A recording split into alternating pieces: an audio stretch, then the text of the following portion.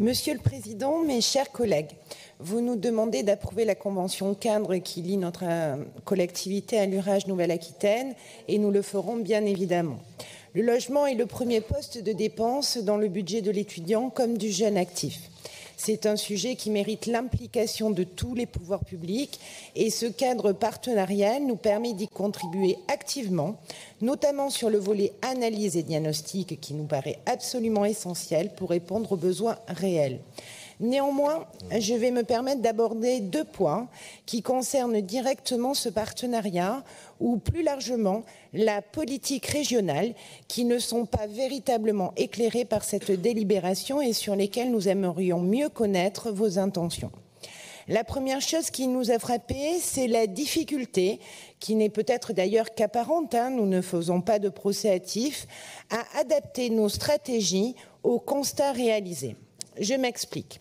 Vous dites par exemple que malgré les efforts importants de la région, l'attractivité exceptionnelle de la région a eu pour effet de faire augmenter encore plus vite le nombre de jeunes en études ou en formation professionnelle. Cette attractivité rend plus difficile la réalisation de vos ambitions, en l'occurrence l'objectif de 12 logements pour 100 étudiants. C'est une difficulté qui nous paraît bien sûr entendable. Néanmoins, nous avons le sentiment que plutôt que de modifier la stratégie, vous avez modifié l'objectif, étant donné que le dernier chiffre qui nous est communiqué est celui de 9 logements pour 100 étudiants en 2019. Je n'occulte pas vos efforts et j'ai bien conscience que pour parvenir à ce résultat, il y a eu des évolutions aussi bien financières que sur le point de vue des modalités d'intervention.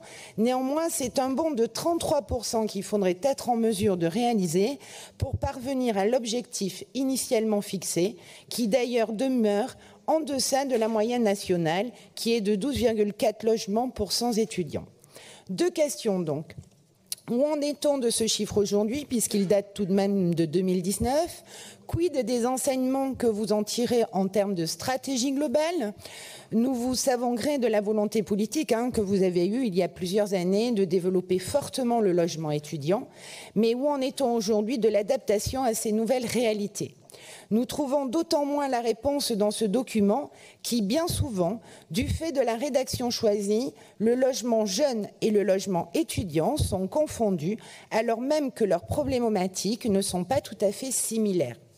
Autre sujet dont il est très peu question dans votre délibération, mais qui nous paraît crucial dans notre région, c'est l'hébergement des saisonniers. Nous savons que les saisonniers sont souvent des jeunes et dont les besoins sont bien spécifiques. Ils y sont mentionnés à deux reprises. Une première fois pour rappeler brièvement que la région a investi sur l'accueil des saisonniers agricoles et touristiques, et une seconde fois pour préciser que l'accueil ponctuel des saisonniers serait un sujet privilégié d'innovation. Dans ces deux cas, c'est très bien et nous en sommes complètement d'accord. Mais quelle réponse apporte-t-on aujourd'hui à tous ceux qui ne trouvent aucune solution ?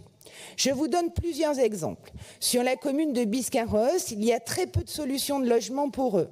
Beaucoup sont contraints de se loger au camping où la location d'un emplacement nu leur revient en moyenne à 3 500 € pour une saison. Autant dire que c'est la quasi-totalité de leurs revenus qui y passe. On peut également mentionner, en deuxième exemple, la situation particulière des saisonniers de la filière du piment d'Espelette. Ce sont près de 300 ouvriers agricoles qui passent chaque année entre 4 et 5 mois sur le territoire. Ceux-ci sont accueillis dans des camions plus ou moins aménagés, dans des conditions très précaires, parfois même indignes. Une situation qui, bien sûr, n'est pas acceptable d'un point de vue humain et qui, par ailleurs, fragilise la pérennisation de la filière qui, par voie de conséquence, se retrouve confrontée à des difficultés croissantes de recrutement. Sur cette question difficile des saisonniers, je ne prétends pas que la région ne fasse rien. Je sais que des aides existent. Je me suis replongée dans le règlement d'intervention.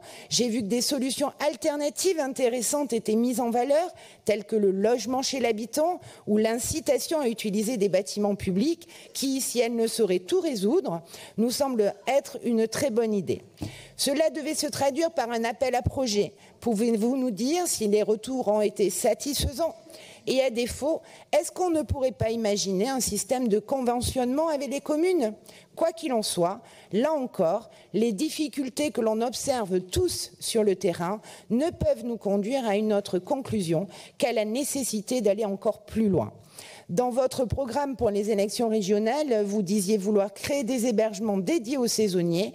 Quid de cet engagement? Est-il toujours d'actualité? Et comment entendez-vous le concrétiser? Dans l'attente de vos réponses et au regard de l'importance des enjeux, nous voterons bien sûr cette convention cadre de partenariat. Je vous remercie.